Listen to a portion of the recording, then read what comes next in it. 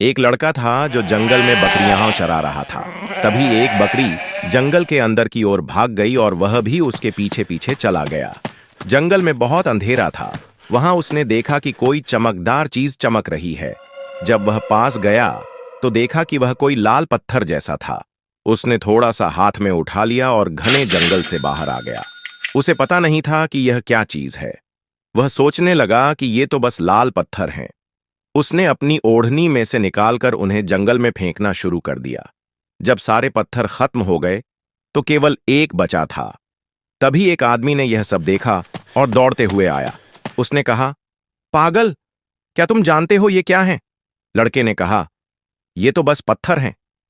आदमी बोला, नहीं पागल, ये बहुत कीमती चीज है, इसकी कीमत बहुत ज्यादा है, ये तुमने क्या कर दिया? जब लड़के को यह पता चला तो वह अपना सिर पकड़कर बैठ गया और रोने लगा। तब वह आदमी बोला, तू क्यों रो रहा है? तेरे पास तो अभी भी एक पत्थर है। लड़का रोते हुए बोला, लेकिन बहुत सारे तो मैंने फेंक दिए। और फिर वह और जोर से रोने लगा।